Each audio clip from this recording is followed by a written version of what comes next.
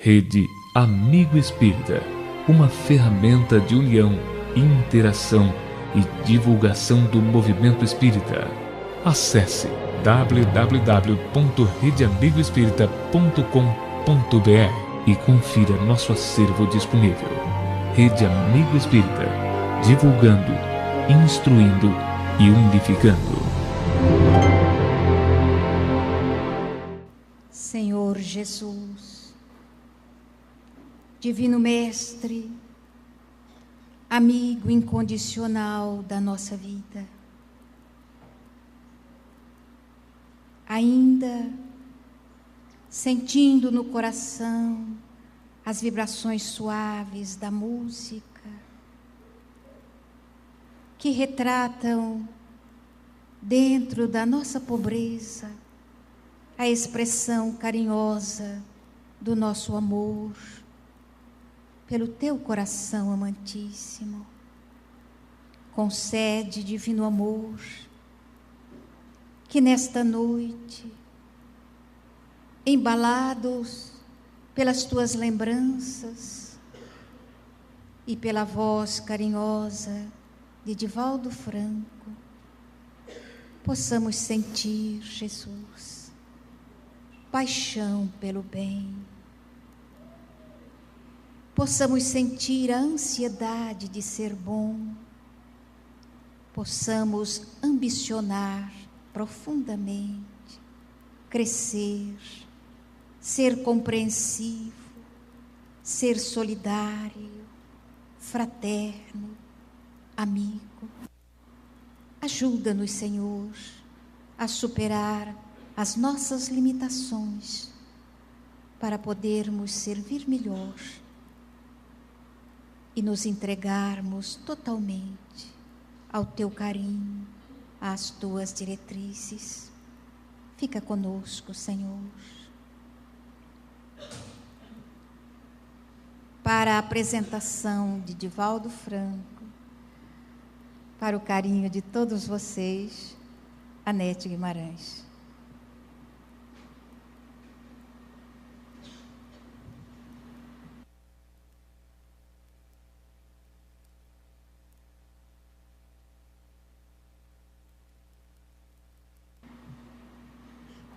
Serei breve. Apresentar o tio Divaldo, para mim é algo muito especial. Esse sempre foi o trabalho do meu pai. E estar aqui sempre nos embarga a garganta, porque nos lembramos profundamente dele, que conviveu com o Divaldo desde os 12 anos de idade. Viveu na Mansão do Caminho, participou disso que vocês viram na exposição. Então, é uma grande responsabilidade essa oportunidade. E a gente tenta sempre dizer o melhor. Já viram na exposição o que significa a obra social de Divaldo Franco. De maneira que falar dele é até redundante no grande trabalho que ele já realizou.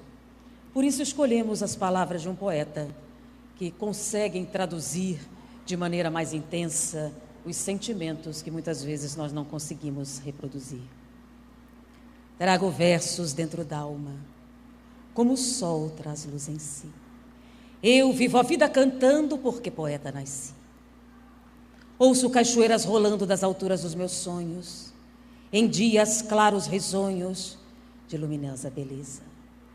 Nesse plano eterizado, quando penso estar pensando, estou com a alma escutando a prece da natureza. Sim, meu Pai, me sinto mudo, pois vós me destes tudo, o bem de viver na terra, com os olhos fitos nos céus, e poder conviver com a voz de Divaldo Franco, que traduz tudo isso muito melhor do que eu jamais poderia fazer. Com vocês, Divaldo Franco.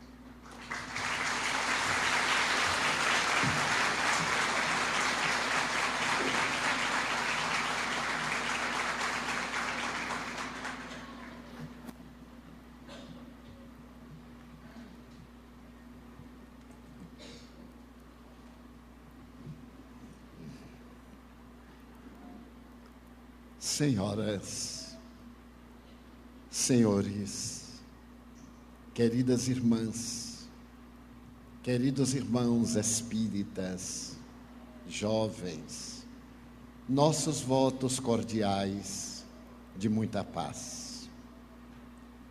Era uma cena familiar. Essa discussão natural que sempre ocorre no seio da família, quando os filhos pensam que alcançaram a idade da razão.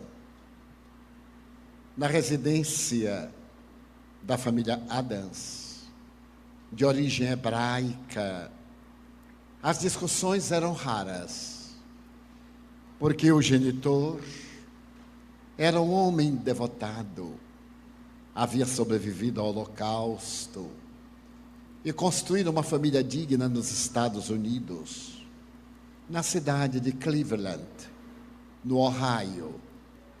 Mas naquele dia especial, o jovem Joe, rapaz de 20 anos, havia tomado uma decisão quase funesta. Era a década 1960, 1970. Era o período hippieísta, a libertação do jovem, as conquistas da mulher, a desmistificação do sexo, a busca às origens. E Joe fazia parte dessa juventude que se libertava do passado. A forma, no entanto, não foi a mais feliz, porque naquela manhã em que ele discutia com o genitor, foi muito rude, e estabeleceu que era o momento de separação das águas. Disse ao velho Adam: não suporto mais permanecer dentro da rígida determinação da doutrina hebraica. Eu nasci livre, papai. A América é a terra da liberdade. Eu desejo ganhar experiências pessoais. Você me proporcionou um pecúlio econômico, graças ao qual eu poderei viver com dignidade. Liberte-me. Eu odeio as tradições judaicas. Desejo confessar-lhe que até hoje submeti-me à sua injunção, pelo respeito e o amor que você me merece. Mas eu não aguento mais. Eu desejo abandonar a América. A minha namorada, Sara, pensa da mesma forma que eu. Nós ambos resolvemos visitar a Índia, procurar as origens da humanidade, buscar o Himalaia, penetrar nas cavernas do misticismo, procurar outras razões para a vida. E você não vai poder impedir-me. Eu detesto o judaísmo. Essas palavras, enunciadas com ira, transformaram-se num punhal na alma já despedaçada do velho Adam. Ele tremia, os olhos perderam a luminosidade. Ele apoiou-se à parede e, contemplando o filho pálido, também pálido ele estava, distendeu a mão nervosa e trêmula e disse-lhe, tartamudeando: fora, canalha, fora. Já que você odeia as nossas tradições, não volte nunca mais. Você acaba de morrer, Joe. Eu experimentei o Holocausto. Os meus familiares e seus morreram assassinados pelos nazistas. Você não tem ideia do que seu pai sofreu. As dores terríveis da alma, a perda de tudo. E vem me dizer que odeio o judaísmo. Eu sobrevivi, meu filho, para preservar a herança multimilenária da nossa doutrina amada. A Torá, as obras santas, a evocação do nosso passado, tudo isso você despreza na sua juventude louca e no seu tormento. que se vá. Meu filho acaba de morrer neste momento. E completando as palavras com um gesto, o velho Adam deu-lhe as costas. Joe levantou-se e partiu. Havia combinado com Sarah que deveriam fazer a sua experiência na Índia, começando em Bombay. Fizeram a longa viagem. Eram dias de ilusão, a busca da flor e do amor, que se converteu na drogadição. E no retorno dos anos 60, sob o peso da amargura. Mas aqueles eram os dias de sonho, como bem definira Johnny Lennon. E eles partiram na busca do sono. Sonho, adormecimento, prazer, ilusão.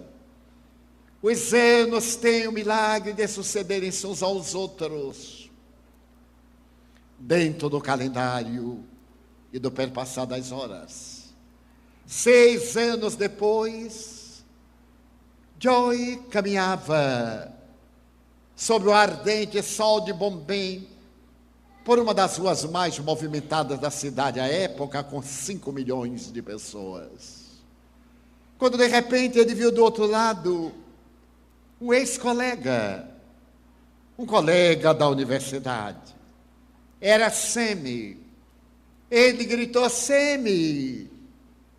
E o colega, tomado de espanto: Joey, como é possível encontrarmos-nos 12 mil quilômetros distante da nossa Cleveland?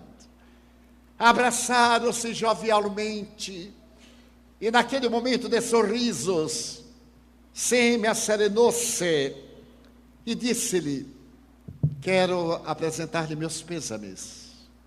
Mas, pêsames? Por qual razão? Não me diga que você não sabe que seu pai morreu. Não, eu não sabia que papai morreu. Aliás, a culpa é minha. Eu viajei sem dar endereço, mas ele estava doente. Bem, perdoe-me.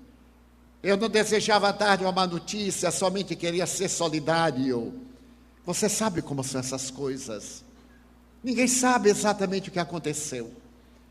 Todos afirmam, aqueles que amam a família, a sua família, que seu pai lentamente ficou triste.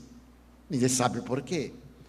E não há muito ele visitou Tel Aviv, visitou Jerusalém, a velha Jerusalém, e voltou muito mais triste. E morreu. Morreu como algo que definhasse. Parece que ele não queria mais viver. Ele dava a impressão de que a vida havia perdido o sentido. E morreu. Morre-se de melancolia, de tristeza. Não é, Joe? Não. Papai foi assassinado. Mas como? Trata-se de um parricídio. Fui eu quem o matou. Eu matei-o de desgosto. Fui eu. Joe, você deve estar delirando. Não. Foram as palavras que eu lhe disse. As palavras podem erguer o mundo e podem despedaçá-lo. Eu era mais jovem. Eu era tão ignorante da realidade da vida.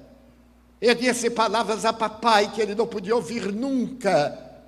Dei um adversário menos do seu filho único. Fui eu quem o matou. Muito obrigado, Sam. Que você seja feliz na Índia. E uma dor profunda tomou conta do coração de Joe. Ele retornou à casa e disse a Sarah: acabo de saber que matei papai. Que loucura! Estamos a uma distância. Não. Não é uma questão de distância. É aquilo que eu fiz com meu pai. Eu disse-lhe que odiava o judaísmo, o que é verdade. Mas eu não tinha o direito de dizer-lhe: nós somos judeus. Papai foi vítima da tragédia do Holocausto. Ele viveu para denunciar ao mundo esse antissemitismo, esse horror das perseguições, que apesar desse período de liberdade ainda existem. Eu matei papai. E então, Joy chorou copiosamente. Sara deixou de extravasar as angústias, fazer a catarse repassada e represada no coração. Naquela noite, após um dia de tormentos, ele disse: tenho que reparar, pelo menos, uma parte do mal que eu fiz. Antes de morrer, papai esteve em Jerusalém. Eu não sei o que ele teria ido fazer. Eu sei que lá existe o muro das lamentações. E que os judeus, desde o ano de 150, aliás, desde o ano de 70, quando Jerusalém foi sitiada por Tito, o filho do imperador Vespasiano, e foi destruída, que os judeus vão plantear o seu sofrimento naquela parede do lado oeste do Monte Sião, onde eles lamentam a perda da pátria. Eu tenho que ir a Israel, haja o que houver, mas nós ambos detestamos Israel, eu sei, mas eu tenho que ir, mas eu não irei com você. Você tem esse direito, Sara, mas eu tenho que ir. Se você me ama, venha comigo. Eu não poderei suportar os dois golpes, a perda de papai e a sua perda. Eu lhe suplico, venha comigo, venha comigo. Uma semana depois, os dois jovens judeus americanos haviam chegado a Tel Aviv e dali partido diretamente à velha e sagrada Jerusalém. Era um dia de sol. Caminharam a esmo, como se uma desconhecida força conduzisse-os. Eles estiveram na parte mais santa da antiga Israel, e podiam contemplar acima do Monte Sião as duas imensas mesquitas na plataforma superior. E aquela estranha força foi levando Joe e Sara até o lado oeste, onde está a imensa parede de pedras de 5 a 20 toneladas de peso, que era o alicerce de um dos edifícios mais notáveis da antiguidade. O templo de Jerusalém fora construído em passado remoto por Zorobabel. Atravessaram os períodos amargos das perseguições. E mais tarde, quando os babilônios conquistaram Israel, mandaram demoli-lo. Era a maneira de despedaçar a alma israelita. E no ano 444 a.C., quando Ciro, rei da Pérsia, conquistou a Babilônia e libertou os israelitas, ele convidou a Esdras e a uma elite de homens tradicionais para que voltassem a Jerusalém e reerguessem o templo. Esse mesmo Esdras será o enviado para compor ou recompor o Pentateuco mosaico, que havia sido perdido na tradição oral em 400 anos de cativeiro na casa da Babilônia. Esdras recompôs a obra grandiosa de Moisés que trazia de memória. Ergueu o segundo templo, que seria aperfeiçoado mais tarde por Salomão, o que daria a característica de Templo de Salomão. E a época de Jesus havia sido ainda mais embelezado por Herodes o Grande. Herodes o Grande não era judeu, odiava os judeus, e também era pelos judeus odiado. Mas para poder conquistar aquele povo difícil, segundo o seu conceito, ele mandara esculpir na entrada do templo, na parede de mármore, uma macieira em ouro maciço, para glorificar ao Deus único. Na época de Jesus, o templo Era um conjunto de obras extraordinárias. Não era um edifício convencional. A parte central propriamente dita, na qual se encontrava por detrás do reposteiro de veludo imenso, a Arca da Aliança e os objetos chamados sagrados, esse santuário incomum de arquitetura extraordinária destacava-se entre átrios, salas, edificações, pórticos, num dos quais o menino Jesus, aos 12 anos, embaraçara os doutores da lei. Era esse templo que foi arruinado mais tarde por Tito, quando esteve sitiando Jerusalém de 68 a 70, e os judeus renderam-se, e ele não deixou pedra sobre pedra, conforme Jesus profetizara em Marcos 13, versículos 1 a 3.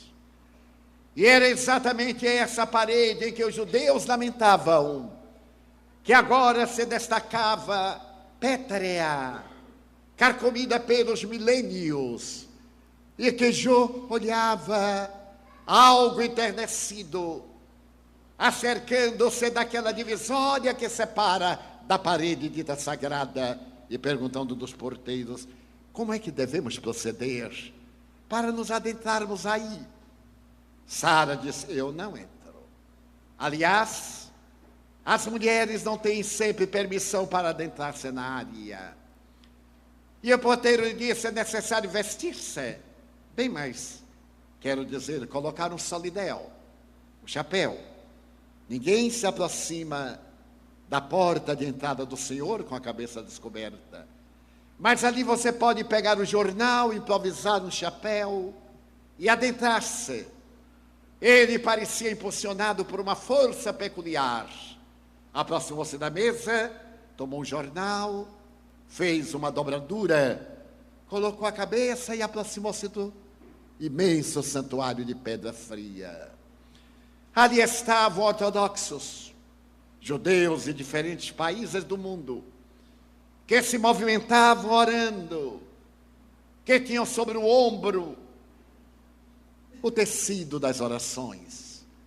Havia um jovem que reflexionava enquanto contemplava a Torá, movimentando-se no ritmo das palavras que considerava sagradas.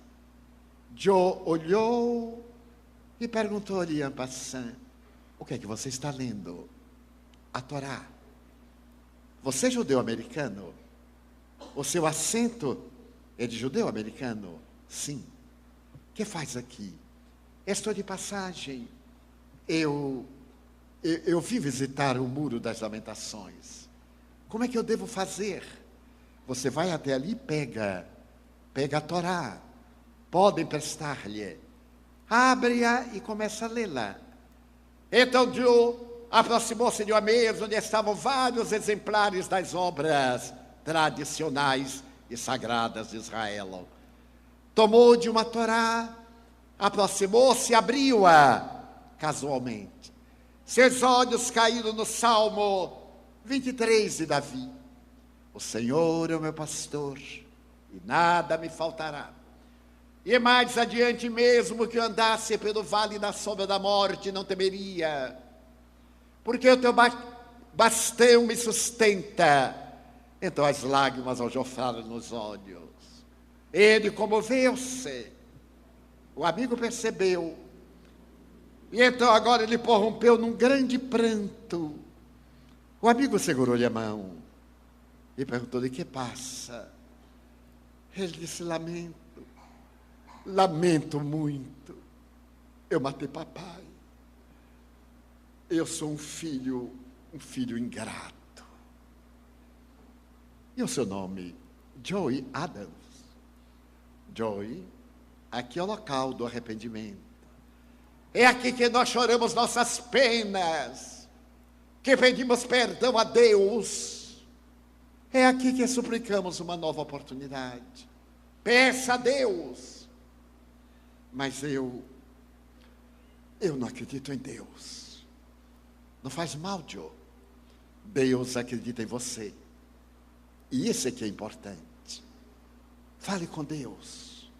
Então ele percebeu que nos interstícios das pedras, tão bem colocadas que uma lâmina não tem facilidade de entrar, havia, no entanto, uma porção de bilhetes, de papeizinhos enrolados, queimados pelo tempo, de dobraduras colocadas com muito sacrifício.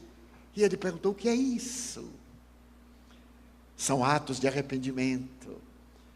É a maneira que as pessoas encontram de deixar aqui o seu lamento.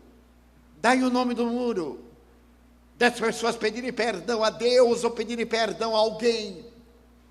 Ai, se eu pudesse pedir perdão a papai. Aqui é o local. Você teria um pedaço de papel. O jovem colocou a mão nos bolsos, retirou um pedaço de papel diminuto. Deu-lhe uma lapiseira. E ali mesmo, encostando-se ao muro das lamentações, Joe escreveu: papai, perdoe-me, papai. Eu não o quis ofender. É loucura de jovem. Eu amo, papai. Perdoe-me, Joe. Então ele enrolou. E o rapaz disse: vai ser difícil encontrar um lugar. Muito difícil. Ele então foi procurando. E havia um pequeno orifício. Ele tentou colocar. Quando dali caiu um papel, ele ficou estremunhado. Estava perturbando o pedido de alguém. O papel estava amarelado, manchado do chão. Ele abaixou-se para tentar colocar no lugar que o seu bilhete ocupara. Uma força estranha impeliu a ver o que estava escrito. Ele desenrolou com muito cuidado o papel para que se não fragmentasse. E por pouco não desmaiou. Joe, meu filho, eu aqui estive pedindo perdão a Jeová. Perdoe ao seu velho pai, Joe. Se algum dia você vier até este muro, e esse Deus permitir que você me entenda, perdoe-me, meu filho. Eu sempre o amarei. Quando ele disse que não voltasse mais, eu selei o meu próprio destino e estabeleci a hora da minha morte. É um morto que ele fala: perdoe-me, meu filho. Ali estava o nome do velho Adãs. Joe fechou os olhos, estreitou aquele pedaço de papel de encontrar o peito. E o amigo lhe perguntou: o que passa? Ele disse: leia, é o bilhete de papai. Ele esteve aqui. Ele esteve aqui. A sua mão guiou a minha mão para que eu colocasse o meu pedido de perdão, onde ele havia colocado o seu perdão a mim mesmo. Os dois jovens abraçaram-se. E o israelita perguntou a Joe: você tem onde ficar por acaso? Não, não. Eu estou com a minha namorada. Chegamos há pouco, aqui perto, disse o jovem. Há uma escola de rabinato e há uma pousada para jovens que estão de passagem por Jerusalém. Você gostaria de ficar lá? Claro. Saiu quase correndo: Sara, veja o que aconteceu na rolha. E Sara, magoada, pareceu dizer-lhe sem palavras que não adiantava nada: eu ficarei aqui em Israel um pouco. Já que eu estou aqui, eu agora vou estudar a origem deste povo. O meu povo, o nosso povo, Sara. Irei aperfeiçoar-me no nosso idioma. Afinal, nós falamos muito superficialmente o Yiddish. E eu gostaria de aprofundar um pouco mais, conhecer a história. Não conte comigo, Joe. Nós abandonamos tudo isso em Cleveland. E eu não pretendo voltar às injunções terríveis dessa religião escravagista. Sara, adeus, Joey.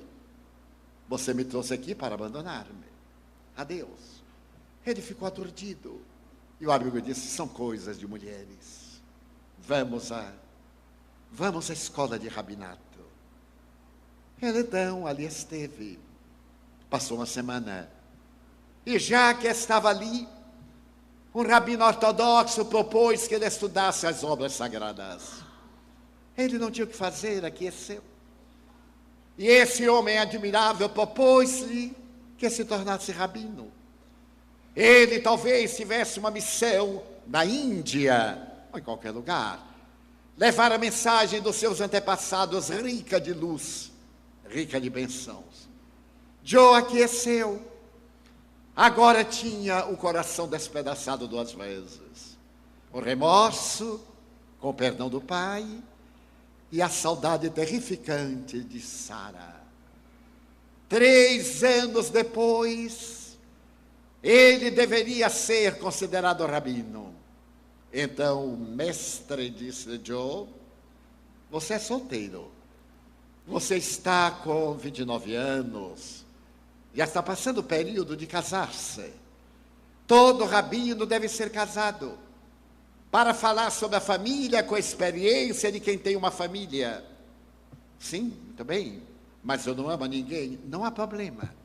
A minha mulher é casadora. Qual a mulher que não é casadora? Adora sacrificar os outros. Então ela vai arranjar para você uma noiva especial. Ela é portadora de uma psicologia. Eu já lhe falei a seu respeito. Ela disse: traga-o. Eu tenho uma jovem ideal para casar-se com ele.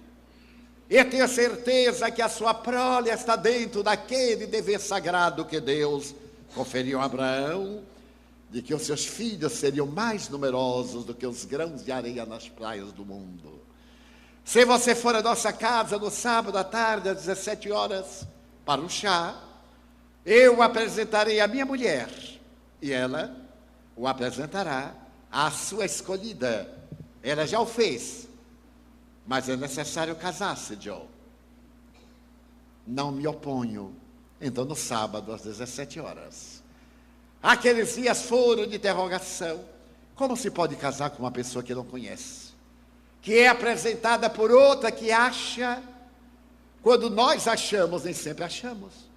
Imagine alguém que achou para nós encontrarmos. Mas chegou o sábado e ele foi. A senhora do rabino era uma pessoa excelente, jovial, atraente. Logo disse: mas é exatamente como eu pensava. Tudo aquilo que meu marido falou sobre você ajudou-me a formar o seu caráter e a desenhar a sua personalidade. Venha que eu vou mostrar a jovem que escolhi para você. Eu falei com ela en passant, para não deixar qualquer ilusão. Ela riu, não acreditou nem aceitou. Mas vamos ver agora neste primeiro encontro. Joe foi conduzido pela senhora até o átrio das mulheres. Ali estavam jovens de várias nacionalidades, brincando, sorrindo. Quando então ela tocou uma jovem loura, que se voltou, e Joe teve um choque. Sara, o que é que você está fazendo aqui? E você? Por que está vestido assim estranho? Bem, eu serei rabino dentro de alguns dias. E você, Sara? Você não prometeu que ia embora? Prometi. Mas tudo que a mulher promete não quer dizer que ela vai executar. Prometer é uma coisa, executar é outra. Eu me senti a sós, você abandonou-me. Não, Sara, foi você. Não há quem consiga convencer uma mulher. E eu fiquei ali e disse: bem, já que eu não estou fazendo nada, vou continuar não fazendo nada. E então fiquei andando e fui descobrindo que Jerusalém não era tão maldita quanto eu pensava. Entrei no bazar, adentrei-me aqui e ali, e então eu resolvi estudar o Yiddish, como você havia proposto. Encontrei pessoas, fiz amigas, e elas trouxeram aqui para esta escola de rabinato feminino. Há 3 anos que eu também estou estudando. E agora que ambos somos pessoas responsáveis, eu lhe perguntaria: Sara, você... Quero sim. É claro que eu quero. Casaram-se e foram infinitamente felizes. A história é real. Encontra-se numa obra notável, Pequenos Milagres, de uma judia, Rita, narrada à minha própria emoção. Porque nesse pequeno livro denominado Pequenos Milagres, há uma assertiva muito grandiosa. Dizia Albert Einstein: há dois tipos de pessoas no mundo: aquelas que não acreditam em milagres e aquelas que acreditam em milagres. Eu faço parte do segundo grupo. Eu acredito em milagres. Nem nesses milagres que violentam as leis naturais do cosmos, mas nesses acontecimentos que estão fora da pauta de tudo aquilo que é dito como racional, como previsível. Então eu acredito nesses belos milagres da vida, os milagres da natureza, os milagres do amor. E foi exatamente esse milagre, graças certamente à presença do velho Adam, que conduziu o filho desde Bombay, ou melhor, desde Sami, para que ele desse a notícia e o trouxesse a Israel. Esse mesmo pai arrependido, que se sentia culpado por haver expulsado do lar o filho, inexperiente e ainda aturdido, que lhe pedia perdão no muro das lamentações, que o conduziam pelas ruas difíceis da experiência reparadora. Por certo, esse mesmo genitor levou até o muro, até o local em que estava o seu pedido de perdão, porque ele já havia perdoado o filho fazia muito tempo. É o milagre do amor e é o milagre da gratidão. Na psicologia da gratidão, o espírito Joana de Ângeles diz que as flores são a assinatura de Deus, o seu autógrafo, colocado no altar da natureza, como gratidão pela bênção da vida. E dessa forma, a psicologia da gratidão é a psicologia da vida. Aprendemos que gratidão é retribuição, mas na psicologia da gratidão, esse sentimento é muito mais profundo. É um estado de espírito que leva a pessoa à plenitude, à alegria de viver, a não apenas retribuir aquilo que recebe, mas a dar muito além, ademais de tudo aquilo quanto haja recebido. Quando nós oferecemos algo porque alguém nos beneficiou com alguma coisa, estamos resgatando o que consideramos uma dívida. Não é gratidão, é o quitamento de uma obrigação. A gratidão é um sentimento de beleza, é uma espécie de sorriso da natureza quando podemos contemplar a vida nas suas expressões mais variadas, agradecendo sempre a Deus primeiramente, e à vida, a oportunidade de estar-se reencarnado na Terra. Eu me recordo que a primeira vez quando eu fui à Alemanha, no ano de 1977, fui convidada para oferecer uma conferência na Universidade de Berlim, na aula de Sociologia. Eu havia vivido o período da Segunda Guerra Mundial e havia sido educado no tempo em que tudo que era alemão era bom.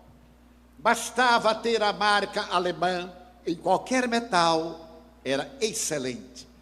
Como esquecer as máquinas de costura, as facas, as lâminas, tudo aquilo que havia na Alemanha, e depois a propaganda. O alemão era um ser superior, e eu acreditava.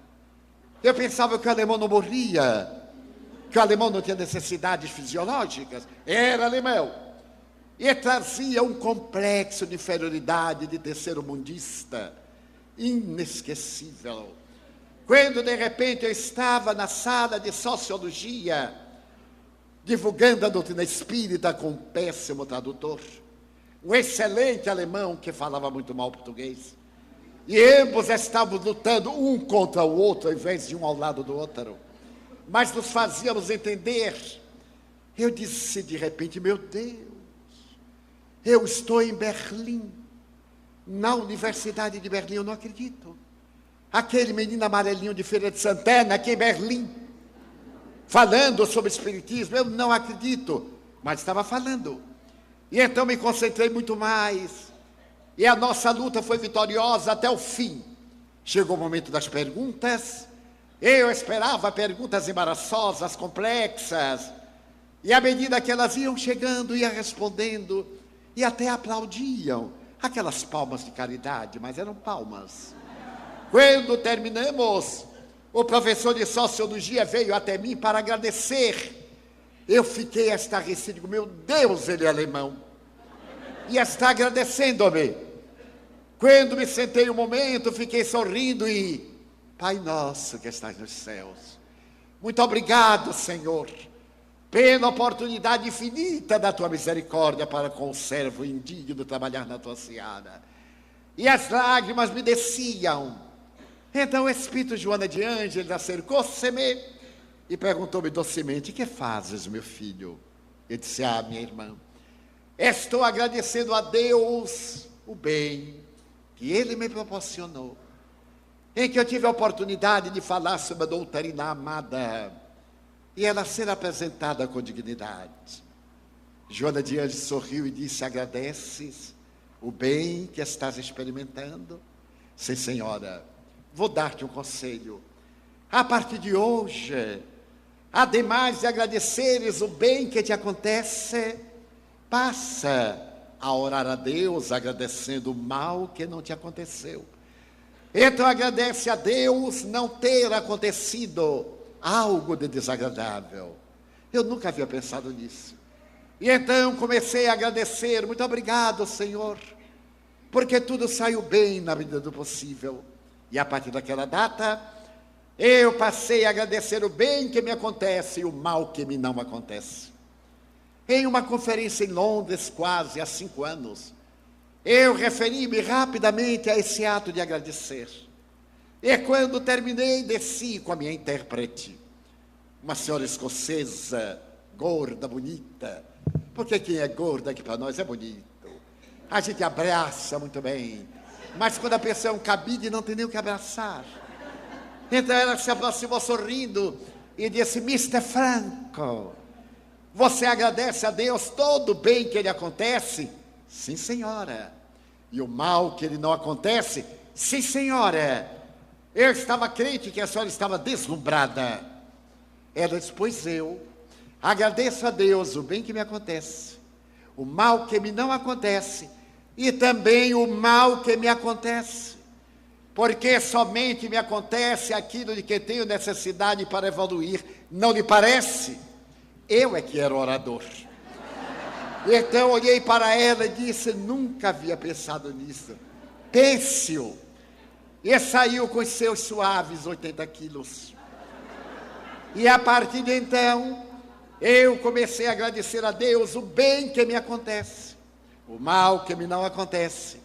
E quando me acontece algo que seja desagradável, muito obrigado, Senhor, porque disso eu necessito para a evolução.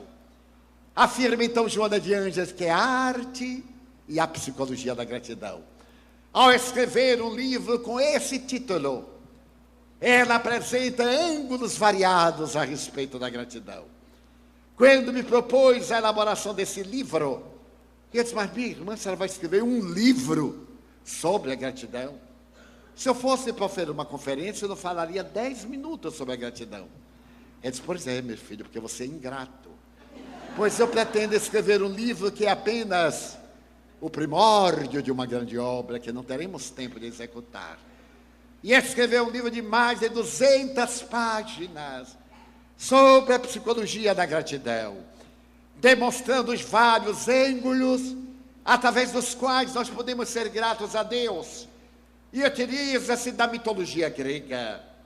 Ela toma como base essencial o mito de Perseu, aquele jovem que é filho de Danae. É uma história muito bela. Acrísio era um rei poderoso, E ele recebeu de um oráculo que seria assassinado por um neto. De imediato ele tomou precauções. Tinha somente uma filha, Danae. Ele mandou encarcerar Danae e colocar numa gruta ao lado de uma ama, para que nenhum homem pudesse tocá-la.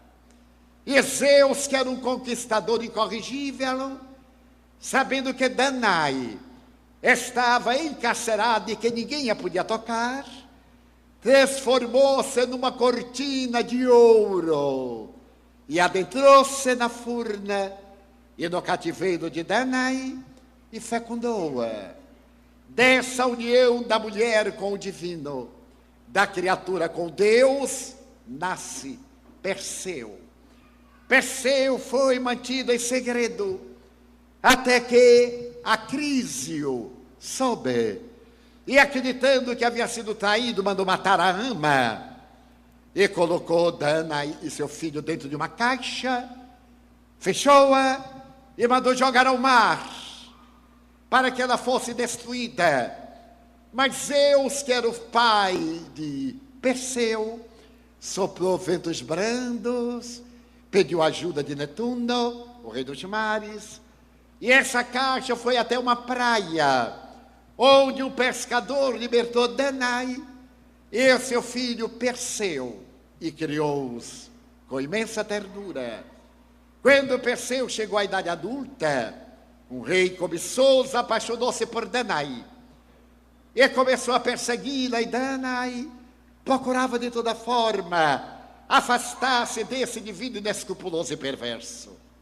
Então ele anunciou que estava para casar-se com uma jovem poderosa e pediu a todos do seu reino que fossem a palácio para poder ofertar-lhe alguma coisa, porque o pai daquela que ia ser sua mulher exigia um dote muito expressivo.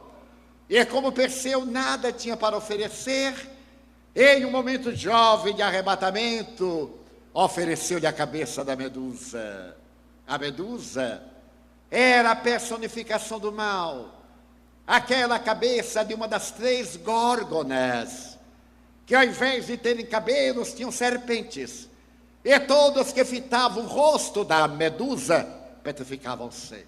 De imediato o rei aceitou a palavra de Perseu e disse que sim, que aceitaria a cabeça da Medusa, sabendo que ele ia morrer, era um impedimento para casar-se com Danae, e o jovem agora estava totalmente desequipado, mas Zeus, o seu pai, pediu a Atena que lhe oferecesse algo extraordinário, e ela deu-lhe um escudo metálico, que parecia um espelho. Marte ofereceu-lhe asas que foram colocadas aos pés, e cada deus fez a sua contribuição. A lenda é linda e larga, vamos sintetizá-la. Ele consegue voar até a região das sombras onde viviam as ninfas, elas desvelam onde estão as górgonas, e alguém dá-lhe uma foice para que ele pudesse decepar a cabeça da Medusa. E ele lá chega. E quando chega, ao invés de olhar a Medusa, ele a vê através do escudo, que era o verdadeiro espelho, decepa-lhe a cabeça, coloca no saco e voa, graças às asas que Marte lhe havia colocado nos pés, e voa conduzindo esse tesouro. Mas quando ele vai saindo daquela região tenebrosa, perto da Etiópia, ele vê uma jovem amarrada a um rochedo, porque o monstro marinho ia devorá-la. É que a rainha, acreditando-se muito bela, feriu a Hera, a deusa mais bela de todos os deuses. Então Hera, desesperada, mandou o monstro marinho destruir a cidade. E para poder diminuir a tragédia dessa vaidade, era exigida a vida de uma jovem casta, Andrômeda, que foi amarrada ali para que a fera devorasse. Quando Perseu soube da história de Andrômeda, apaixonou-se por ela. E quando a fera veio e apresentou a face de Medusa, a fera petrificou-se no imenso rochedo. E ele casa-se com Andrômeda. Depois de vicissitudes variadas, e retorna até a região em que o rei desejava desesperadamente casar-se com sua mãe. Ele vai ao palácio e diz que havia trazido a cabeça da Medusa. O rei chasquina, a corte zomba. Então Perseu, aborrecido, tira a cabeça da Medusa e petrifica todos. E vai com a sua mãe, e agora com a sua esposa, para as terras da Larissa. E naquele lugar do rei perverso é colocado o pescador, que era irmão de Acrísio, o seu avô. E certo dia, estando Perseu nos jogos, recordemos as Olimpíadas, ele faz um momento grandioso de Discópolo. Tem na mão disco e atira-o. O vento desvia o disco e vai bater na cabeça de um ancião que estava fora do estádio. Era o rei Acrísio, que, de acordo com o vaticínio, foi assassinado pelo neto. Perseu, apaixonado, declina da honra de governar o reino, passa adiante e vai viver dominado pela gratidão à vida, com sua mãe e com Andrômeda, numa região fértil e de beleza. Então Joana de Ângeles arranca do mito de Perseu a história da gratidão. A gratidão é resultado de um grande esforço. Muitas vezes temos de utilizar-nos da Medusa, da indiferença perante a perversidade dos perversos, a maldade dos maus, para sobrevivermos a todas as injunções dolorosas e poder cantar na alma um hino perpétuo de gratidão. Mas também ela se utiliza de outro mito, este mito de Platão, o denominado mito de era um pastor. Segundo Platão, esse pastor foi levado ao Hades. E ali no Hades ele tomou conhecimento de que as almas, antes de virem à terra, deveriam mergulhar no rio do esquecimento, para quando estivessem no corpo, não se lembrarem das tradições do mundo do Eidos, o mundo das ideias, do demiurgo, o Deus transcendental. Alguns demoravam-se nas águas do Létes, era o nome do rio, e perdiam completamente a memória, e quando nasciam na terra eram sensualistas, eram avaros, entregavam-se às paixões amesquiantes. Mas aqueles que se banharam rapidamente no Létes, trouxeram a memória de que a vida antes da vida e a vida depois da vida. Eles se tornaram os cancioneiros da imortalidade. Então a benfeitora, banhada nas suaves águas do Létes, traz a mensagem da psicologia da gratidão, como sendo a melhor psicoterapia para o encontro da plenitude. A pessoa grata é gentil, a pessoa grata é generosa, a pessoa grata é humilde, a pessoa grata superou as manifestações egóicas e transforma-se no ser luminoso, conforme o idealismo de Carl Gustav Jung, um ser feito de luz, na expressão de Jesus, que conquistou o reino dos céus dentro do próprio coração. Então, a psicologia da gratidão, essa psicologia que está fazendo falta na terra. Estamos invariavelmente agredindo-nos, estamos defendendo-nos. Ao invés de sermos pessoas amantes, somos pessoas armadas. Sempre olhamos o outro como sendo inimigo em potencial. E eu conheço bem esta frase: cuidado, o amigo de hoje é o adversário de amanhã. Por que ele terá que ser o adversário de amanhã? Se por acaso torna-se o adversário de amanhã, o problema dele. O problema não é nosso. Na psicologia da gratidão, devemos de início reconhecer a bondade de Deus, que nos dá a chance do renascimento do corpo sem o merecermos.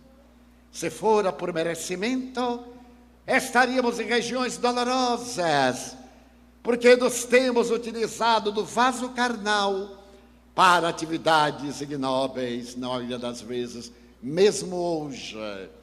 Todos ouvimos a voz do coração e temos o discernimento para saber o que devemos fazer quando podemos, o que podemos fazer quando devemos, mas sempre fazemos o que devemos quando não podemos, ou quando podemos, mas não devemos. E é por isso que vivemos sempre atormentados.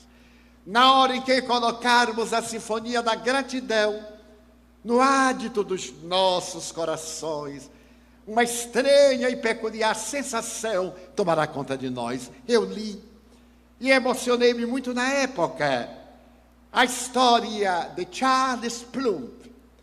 É um tenente das Forças Aéreas Americanas que havia estado no Vietnã. Esse Charles Plumb havia caído de paraquedas porque seu avião foi derrubado pelos Vietcongs e naturalmente foi aprisionado. As prisões orientais permanecem de uma perversidade comum, como qualquer prisão em qualquer lugar do mundo.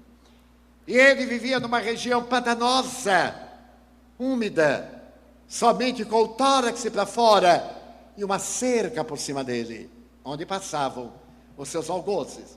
Mas ele sobreviveu, veio a paz, ele foi libertado, retornou à América e fez a sua reabilitação psicológica. Submetido a terapias de recuperação, ele conseguiu a paz e tornou-se um excelente orador, um orador profissional. Viajava pela América contando o que é a guerra, os horrores da guerra que começa na guerrilha de dentro de casa, nesse estado nosso de combate ativo, da inveja, neste sentimento de competir com o outro, de não dar chance ao outro, como se nós fôssemos suficientes para fazer sempre o melhor, sem que outro tenha oportunidade. Permitam-me, dentro do parênteses, um outro parênteses. É uma pequena história. É a lenda de uma cobra que havia implicado com o vagalume e que então tentou comer o vagalume. O vagalume estava na borda do lago e a serpente veio e deu-lhe um bote, o vagalume saltou. A serpente parou um pouco, deu outro bote, o vagalume saltou. Já estava cansado quando a serpente deu o terceiro golpe e ele caiu longe. Então, quando a serpente se preparava para o golpe fatal, o vagalume disse assim: alto lá, senhora serpente. Um momentinho, deixe-me respirar. Eu tenho 3 perguntas para fazer e depois faça o que quiser. A cobra sorriu, botou a língua de fora. E o vagalume perguntou: eu não faço parte da sua cadeia alimentar, faço? Ela disse: não. Eu não lhe prejudiquei de forma nenhuma, prejudiquei? Não. E é por que a senhora quer me comer? Porque você brilha. Então, na terra existem muitas serpentes que estão perseguindo os vagalumes, estão impedindo os vagalumes de derramarem claridade na noite escura. Eu não tenho o sentimento da gratidão, que faz parte do arquipélago sinfônico do amor. Somente quem ama é capaz de ser grato. E é por isso mesmo que a gratidão, segundo Joana de Ângeles, desempenha um papel fundamental em nossa vida. E esse Plumb costumava contar a história do seu cativeiro, a sua libertação. Certo dia ele estava em um bar, terminando de narrar a sua história, quando alguém que estava no balcão olhou para ele e perguntou: o senhor não é o tenente Charles Plumb? Sim. O senhor não era da divisão de aeronáutica número tal? Sim. Ah, era eu quem dobrava o seu paraquedas. E funcionou bem, não é? Porque o senhor está vivo. Era eu quem dobrava o seu paraquedas. Então Charles Plumb olha para aquele homem. Foi ele quem o salvou. Aquele anônimo que dobrava paraquedas. Porque se o paraquedas de seda e de fios não estivesse muito bem dobrado, ele teria morrido. Então ele ali estava cantando a glória dos seus feitos. Mas o herói era aquele homem anônimo que sequer ele sabia o nome.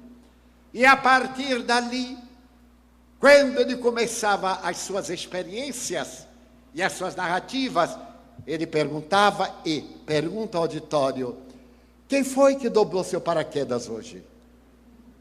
Porque se estamos aqui, é porque alguém nos dobrou paraquedas, demonstrando o sentido profundo, extraordinário da gratidão. Então a gratidão não pode ser traduzida em objetos que retribuem favores. Eu tenho uma amiga que tem a lista de Natal. Quem é que não tem? Eu também tenho. A lista de Natal. E ela então me disse: Divaldo, eu sou muito prática. Eu começo a fazer os embrulhos em novembro, para não me esquecer de ninguém. E como eu vou comprando, eu coloco o preço de cada lado. E quando eu recebo o presente, eu confiro. Se é mais barato do que o meu, para o ano ele não recebe. Então eu vou eliminando esses que são sovinas e abrindo espaço para aqueles que são generosos. Eu sou uma pessoa muito grata. Eu digo: nossa, nesse gênero, você pode montar um brechó de coisas valiosas, porque você não elimina aquele que lhe dá um presente mais caro do que o que você deu. Quando o sentido do presente não é o preço, é exatamente a lembrança do presente. É muito comum dizermos: aqui está, eu me lembrei de você. Esse é o sentido de gratidão, é o sentido de amor. Anteriormente nós tínhamos o hábito, todos nós, de mandarmos cartões postais. Era interessante. Eu tive um irmão aqui na terra que era sui generis, um temperamento muito especial, para não dizer um temperamento terrível. E meu irmão me adorava. Eu era o único amado, o bem amado. E retribuía. Quando eu comecei a viajar, chegava a uma cidade famosa e, claro, mandava um cartão a meu irmão: lembrei-me de você. Era a Torre Eiffel, era o Louvre, era o British Museum, fosse o que fosse, era Jacarepaguá. Eu mandava. E certo dia eu estava crente que eu era muito carinhoso com meu irmão. Um outro irmão, fofoqueiro, disse assim: Di, você fica mandando a fulano esses cartões postais, ele fica revoltado. Não me diga. Mas por que ele fica revoltado? Ele pega o cartão e diz: está se exibindo. Eu digo: bom, muito obrigado. Nunca mais eu mandei cartão postal para meu irmão, o mais velho. Então, alguns meses depois, fofoquinha me disse: Di, fulano acaba de dizer se está tão soberbo que nem tem para mandar um miserável cartão postal. Você não tem. Então, o que fiz? Mandava numa semana um, na outra não. Mandava um, na outra não. Porque eu queria dizer ao meu irmão que eu era grato a ele, porque financiou a minha primeira viagem à cidade do Salvador. Quando saindo do interior, eu vim trabalhar e iniciei a minha jornada de independência econômica. Era a minha maneira de dizer-lhe que eu era grato. Mas como ele era muito especial, então era necessário lidar com a sua especificidade. E quando ele estava desencarnando, chamou-me em Feira de Santana, e entre as muitas perguntas que me fez, ele perguntou: Di, você tem algum ressentimento de mim? Eu disse: mas por quê? Por causa dos cartões postais. Eu digo: não. Pois olhe, eu lhe sou tão grato por haver me mandado aqueles cartões postais, que estão todos guardados naquela caixa. Quando eu morrer, leve, que não fique para ninguém. Eu estou devolvendo, viu como eu sou grato? A gratidão tem sutilezas. De fato, era uma forma de me dizer: muito obrigado. Porém, um dos gestos mais belos de gratidão que eu conheço, e narra Joana de Anjos no livro, foi algo que aconteceu em Londres. em um dos circos mais famosos da humanidade, Barney and Barney. Naquela oportunidade, um dos elefantes enlouqueceu. O elefante chamava-se Bozo, e de repente ele enlouqueceu. Era necessário amarrá-lo em correntes em vários pinos, e ele os arrancava todos. E então, não tendo outra alternativa, a Scotland Yard sugeriu que a fera fosse fuzilada. E alguém sugeriu ao dono do circo: faça um espetáculo. O povo adora cenas violentas. E isso vai ser uma cena fantástica. Um atirador de elite matar o elefante que enlouqueceu. Faça isso. Ele fez. E superlotou o circo. Até hoje, a humanidade é um grande circo, como no tempo de César. Só que César dava pão. E hoje nem isso. Somente circo. A humanidade, ela estava representada quando o animal emitia ruídos terríveis dentro da jaula, atado a correntes férreas, presas ao solo. No momento em que o chefe do circo ia anunciar que o atirador de elite ia destruir a vida de Bozo, um homem pequenino entrou na arena, acercou-se do proprietário do circo e disse: eu desejo fazer uma proposta. Bozo vai morrer. Eu quero lhe pedir licença para entrar na jaula. Ele disse: mas ele vai despedaçar o senhor. Mas eu quero entrar na jaula com Bozo solto. Mas ele vai destruí-lo. Eu sei. Por isso mesmo eu fiz uma declaração. Aqui eu trago o documento da justiça, dizendo que entrarei na jaula de Bozo por livre e espontânea vontade. Aqui está o documento, totalmente legal. O homem olhou para a plateia, o povo: entra, entra que queremos ver. As pessoas são muito generosas.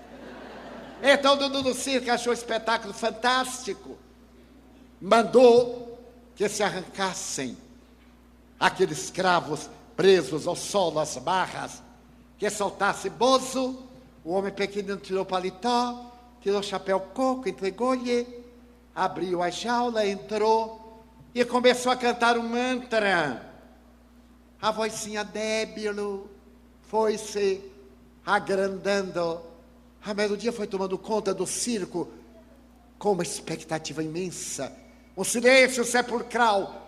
Bozo movia o corpo enorme, levantava a trompa. E o homem continuava cantando. Acercou-se, o animal desceu a trompa. Ele sentou-se, Bozo colocou nas costas. E ele disse: abre a porta. E cantando, Bozo deu várias vezes a volta ao picadeiro. O público explodiu em palmas. Bozo estava curado.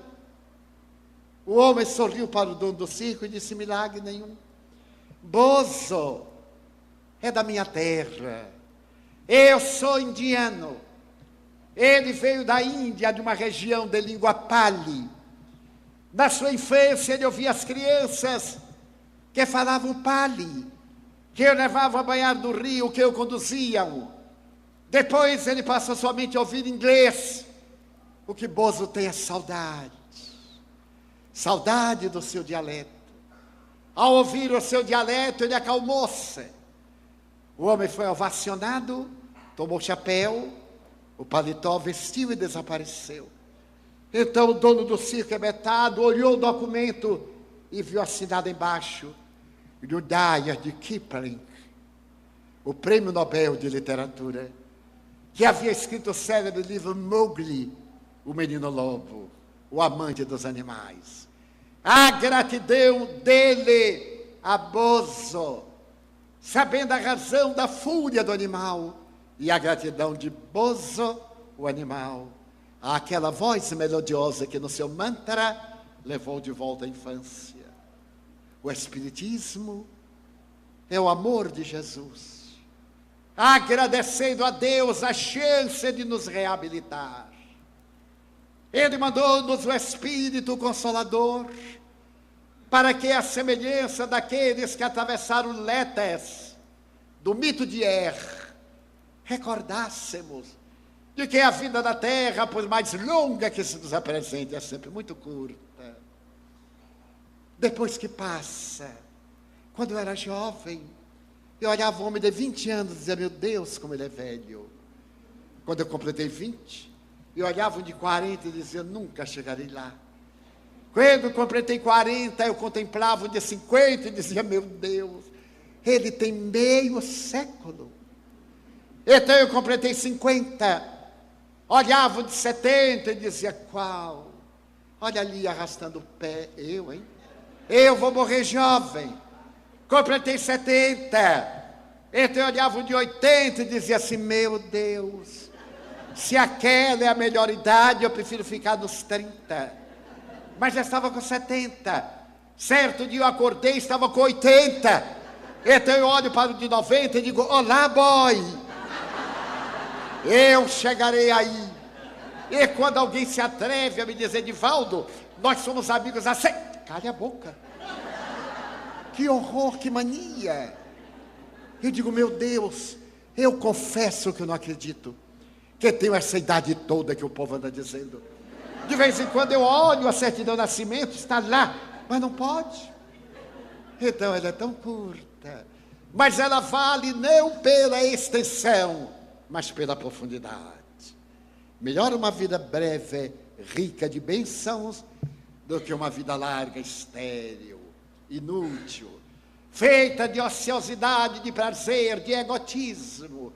Então o Espiritismo veio convidar-nos para algo transcendental, o sentido da vida, o significado psicológico. Para que estamos na Terra, senão para nos autoiluminarmos. Aproveitemos-nos de cada instante para bendizer a Deus, a alegria e a dor, a felicidade e o infortúnio, porque tudo isso está contabilizado em nossa agenda evolutiva. Dia chegará em que a irmã morte eternamente balbuciará aos nossos ouvidos, aqui estou.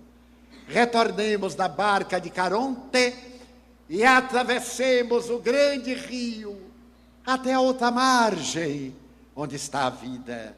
É por esta razão que desejamos agradecer ao Grupo Espírita Caminho da Esperança, na pessoa da nossa querida Ana Jaici Guimarães, da sua família biológica e da família espiritual. Agradecer o serviço dedicado a Deus, a sua vida entregue à divulgação da doutrina espírita. Agradecer a saudade honorável do nosso filho Geraldo, porque o conhecemos, como disse sua filha Anete, aos 12 anos, rapazito, chegando à mansão e tornando-se uma sombra generosa, ou uma pegada de luz, sempre ao nosso lado, durante mais de 50 anos, de afetividade e de carinho. Receba, Aninha, a gratidão da Mansão do Caminho, pelo excelente trabalho. Na pessoa de Ana Guimarães, eu coloco todos, o nosso querido Granella, os que trabalharam para a construção da exposição na outra sala, os especialistas que trabalharam na apresentação da panorâmica da Mansão do Caminho, o Santuário de Amor, que é a nossa forma de dizer a Deus muito obrigado pela oportunidade da crença, que nos dignifica e que nos liberta da escravidão do ego. Então, nesta noite, cantando a gratidão, cabe-nos a todos nós dizer, meu Deus, como eu gostaria de dizer que amo a vida, que para mim é bela e é consentida. Muito obrigado, Senhor, por tudo que me deste, por tudo que me dás. Obrigado pelo ar, pelo pão, pela paz. Obrigado pela beleza que os meus olhos veem no altar da natureza. Olhos que fitam o céu, a terra e o mar, que acompanham a ave ligeira que voa fagueira pelo céu de anil e se detém na terra verde salpicada de flores em tonalidades mil. Muito obrigado, Senhor, porque eu posso ver meu amor, mas diante da minha visão eu detecto dos cegos, que se debatem na escuridão, que tropeçam na multidão, que choro na solidão. Por eles eu oro e a ti eu imploro com miseração, porque eu sei que depois desta lida, na outra vida, eles também enxergarão. Muito obrigado pelos ouvidos meus, que me foram dados por Deus, ouvidos que ouvem o tamborilar da chuva no terreiro, a melodia do vento nos ramos do olmeiro, as lágrimas que vertem nos olhos do mundo inteiro, ouvidos que ouvem a música do povo que desce do morro na praça a cantar, a melodia dos imortais. Ouve-se uma vez e não se esquece nunca mais, pela voz melancólica, melodiosa do boiadeiro, e pela dor que geme, que chora no coração do mundo inteiro, pela minha faculdade de ouvir, pelos surdos eu quero pedir, porque eu sei que depois desta dor, no teu reino de amor voltarão a sentir.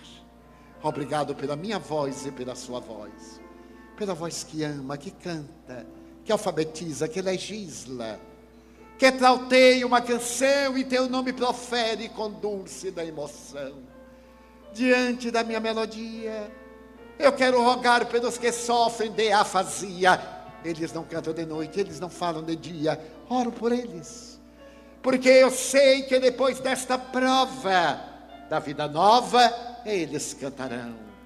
Obrigado pelas mãos que aram, que semeiam, que agasalham de ternura, que libertam da amargura, mãos que apertam mãos, mãos dos adeuses, que limpam feridas, enxugam suores e lágrimas das vidas, pelas mãos de sinfonias, pelas mãos de poesias, de cirurgias, de psicografias, pelas mãos que atendem a velhice, a dor e o desamor, pelas mãos que no seio embalam o corpo de um filho alheio sem receio, e pelos pés que me levam a andar sem reclamar.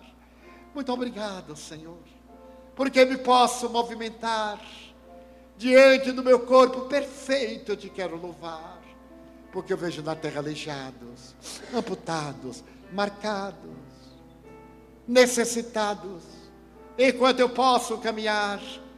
Obrigado, Senhor, pelo meu lar, o meu doce cantinho. Não é importante que seja uma favela ou um ninho, um duplex, um bangalô, seja o que for, mas que dentro dele exista a presença do amor de mãe, ou de pai, de mulher, ou de marido, de filho, ou de irmão. Um amigo que nos dê a mão, porque é muito triste viver na solidão. Pelo menos a companhia de um cão. Mas se eu a ninguém tiver para me amar, nem um teto para me agasalhar, nem uma cama para repousar, nem aí me esquecerei de dizer obrigado, Senhor, porque nasci. Muito obrigado, porque creio em Ti, pelo Teu amor. Obrigado, Senhor, pela Sua atenção. Muito obrigado, senhores.